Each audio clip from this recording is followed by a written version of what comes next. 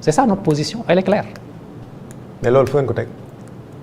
dañu ko teg ci séparation stricte des pouvoirs. Le juge n'a pas à rendre compte de ses décisions qu'il a rendues en les motivant sur la base des lois en vigueur par rapport aux faits dont il a été saisi.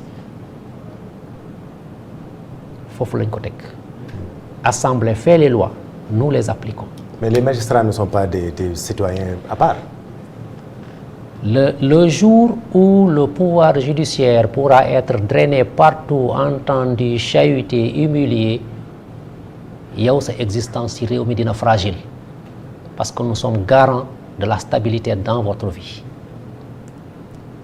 bu ñu néewalee doole du ñun la ñu néewal doole parce qu'on peut s'en sortir individuellement, mais le citoyen sénégalais va en pâtir. C'est pour ça que le pouvoir judiciaire est ce qu'il est et les textes qui le gouvernent ont été adoptés. loolu amul benn volonté bu ko mun a changer et aucun magistrat ne dérogera à cette règle. Oui. Am na seen benn éminent collègue maître Ousmane Diagne, je pense que xam nga ko. Président Ousmane Diagne, devenu président donc du Conseil constitutionnel. Oui. Moi je retiens une phrase bu mu waxoon à l'Assemblée nationale. Mooy bi ñuy wax que ne dossier yi gaaw na dossier yi gaaw. Que personne ne compte sur moi pour mettre la pression sur la justice. Oui. Tey jii nii ñu nommé ko président du Conseil constitutionnel, un magistrat bu ñu ràññee ci Sénégal. Kan lan ci UMS xalaat? Est-ce que vous avez un commentaire par rapport à ça? Par rapport à sa nomination? Par rapport à sa nomination, oui. Ak surtout le circuit, le parcours de l'homme qu'il est. Le président de la République. Voilà, dañ ko tooñ ne dañu wax ne dafa doon def un peu de corporatisme quand il était un peu. Le président de la République vient de nommer à la tête du Conseil constitutionnel, qui a préséance sur les autres juridictions de ce pays, l'un des meilleurs d'entre nous. Oui. L'un des meilleurs d'entre nous. Et boo duggee ci suñu groupe WhatsApp des comités de ressort, du mailing group, di nga gis ne c'est unanime. C'est une fierté pour nous d'avoir Ousmane Diagne à la tête du Conseil constitutionnel. Fekk fa yeneen naataangoom qui sont tout aussi dignes. Mais lui particulièrement, il est à sa place. Et c'est le pays qui va en bénéficier. C'est l'homme qu'il faut à la place qu'il faut. Je le confirme. C'est pas une nomination politique. Je confirme que le président de la République, usant de ses prérogatives, a eu la clairvoyance d'esprit qui est attendue de lui de nommer le profil qu'il faut à la tête du Conseil constitutionnel. loolu laa mën a wax. Très bien. Monsieur Cheikh Ba ñu ngi lay gërëm UMS donc di dem ci assemblée générale ordinaire bientôt 1 an nga def ko à la tête de l'UMS déjà assemblée bi naka lan lañ ci mën a xaar ak yow personnellement à la tête de l'UMS qu'est-ce que ça a changé? Plus exposé, oui, j'imagine. Non. Non? C'est un réel plaisir d'être à la tête de l'UMS et de toute mon équipe d'hommes et de femmes qui se sont donné corps et âme ces 11 derniers mois pour défendre les intérêts matériels et moraux. Et un autre doyen tout aussi important m'a rappelé la dernière fois, ne c'est pas un binôme, c'est une trilogie yokku ci désormais matériel, moraux et professionnels. Donc loolu lu bees la lu ma jot ci suñu benn doyen qui a dirigé au plus haut niveau de la magistrature sénégalaise. maa ngi ci gërëm d'ailleurs. Alors ñun on n'est pas bureau UMS yi en fait c'est pas, on ne se singularise pas en fonction du bureau, c'est-à-dire on commence toujours par là où s'est arrêté le prédécesseur et on continue, on monte. Et chacun vient avec maintenant sa touche personnelle. Le bureau actuel vient avec une touche qui lui est propre, mais qui est dans le but d'augmenter de façon subséquente, de façon visible, de façon sensible, ce que les prédécesseurs ont fait.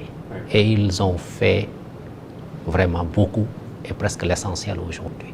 Donc nous, on va essayer juste de garder le flambeau très haut, plus haut encore. C'est un réel plaisir d'avoir la confiance de mes collègues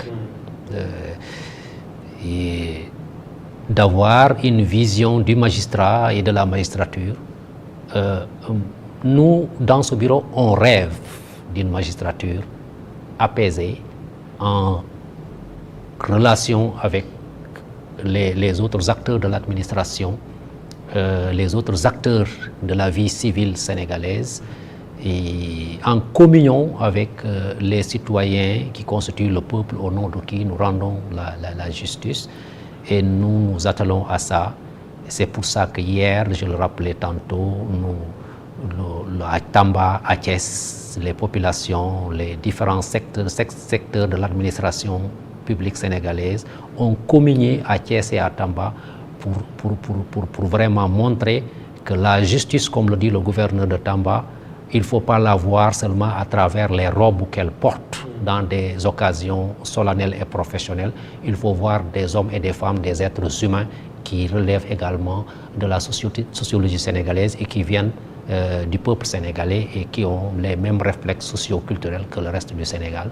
Maintenant, bu liggéey bi jotee ñu def ko waaye bu liggéey bi passé ay sénégalais lañu donc réew mi ñun ñoo ko bokk et c'est une mission que Sénégal jëm ci gën a jëm ci kaw gën a jëm ci kanam te loolu justice bu ci génnee loxoom du sori donc image yu Sénégal moo tax bu ñuy attaquer justice daf may reet daf ñuy def ay ree parce que fragiliser la justice de ce pays, attaquer la justice de ce pays de façon souvent subjective en fait dafay yàq image yu Sénégal parce que loolu la ñu xamul parce que kii ñëw Sénégal jóge ci àll bi di ñëw di indi xaalisam di ko day xool justice bi nan la bindoo ak lan la nit ñi di xalaat ci moom loolu la ñuy wax sécurité juridique et judiciaire moo tax bu ko citoyen defee wala yenn porteur de parole yi wala yenn homme public yi def ko après c'est triste parce que en fait c'est pas les magistrats qui sont atteints mais c'est la crédibilité du Sénégal qui est atteinte moo tax ñun on s'évertue aujourd'hui à communiquer parce que lii maa ngi koy sant sama rakk sama collègue bu yor communication UMS ñëw indi touche particulière indi waa Cheikh Mbacké Guissé que je vais malheureusement perdre parce que dem na ministre bi sàcc na ko nangu na ko voilà dafay dem ministère loolu wax naa ko ministre bi keroog bi ñu daje ma ne ko da ñu jëlal loo xam ne lii après mënuñu ko quelqu'un de très compétent voilà exactement et dafa indi touche particulière démarche particulière man damay tëdd rek mu ne ma demain tu fais telle chose ma ne ko d'accord bi may ñëw fii aw ma protocole d'interview aw ma dara fii la mos a daje ak yow moom moo dox yëpp moom moo wax yëpp man je ne fais qu'exécuter et ñeneen ñi ma bokkal bureau bi également ku ci nekk fi nga nekk da ngay ñëw rek yëgal ma ne ma lii laay def man je n'ai que la baguette mais c'est l'équipe. Elle est peut-être magique cette baguette. En tout cas je ne me plains pas et j'espère que les collègues se rendront compte du résultat par la suite. Rien que ñëw dajale ñëpp apaiser les esprits vraiment faire de sorte que des collègues la plupart des collègues se sentent concernés ambiance boobu rek qu'il n'y ait plus de tension de suspicion rien que c'est cette ambiance que j'ai vécue hier à Thiès parce que j'ai tenu personnellement à aller voir ce qui se passe à Thiès. Tamba, mon vice-président y était pour voir exactement, pour confirmer avant d'aller à l'Assemblée générale. Une Assemblée générale que nous voulons aussi ouverte et différente. Parce qu'à cette Assemblée générale-là, nous allons avoir un autre format, un autre cadre. On va, je pense que même vous êtes impliqués, vous êtes invités en tant que patron de presse, etc. Nous aurons des étrangers parce que le Sénégal doit désormais jouer son rôle dans la coopération judiciaire internationale.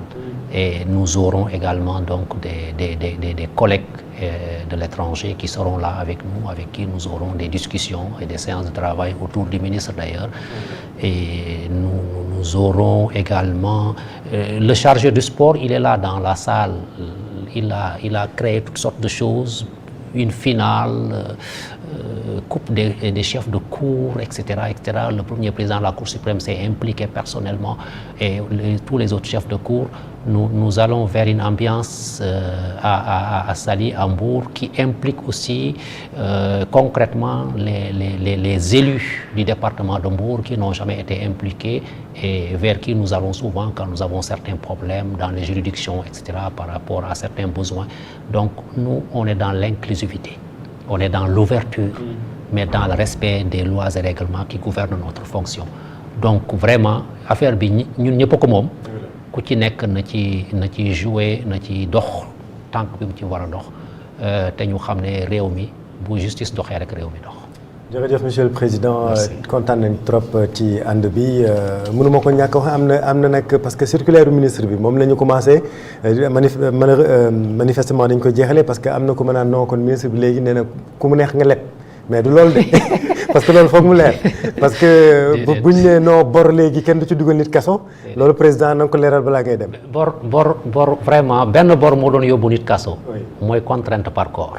maanaam àtte nañu la ci affaire pénale tëj nañ la nee nañ la na nga fay kii ndàmpaay 3 millions boo génnee nga génn fayuloo ko affaire recours yëpp jeex na fayuloo borom bor bi day ñëwaat ci procureur ne ko kii fayuma donc damay def lu ñuy wax contrainte par corps dama koy exécuter buñ ko jàppee dañ koy delloo kaso ci bor bi mu yoreel waa ji benn bor boobu moo doon yóbbu nit kaso bor boobu ci affaire pénale lay jógee contrainte par corps la tudd loolu na féete bor beneen bor lépp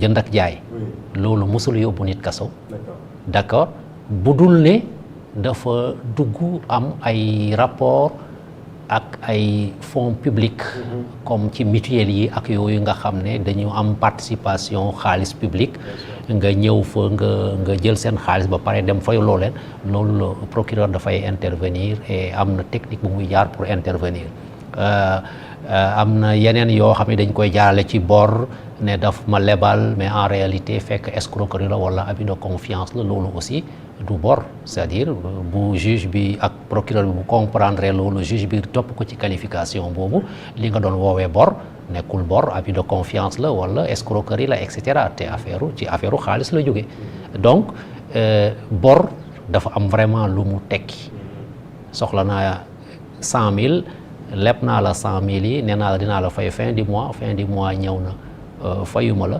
mënoo ma ci yóbbu kaso da ngay dem ci juge civil nga def recouvrement ak dommage ak intérêt yi ci topp yëpp parce que sama comportement baaxul et cetera mais loolu juge civil la voilà loolu wax dëgg yàlla taxul nag ñëpp dem lebi mais parce que ku leb di nga fay te nag naa la wax leen fayeeku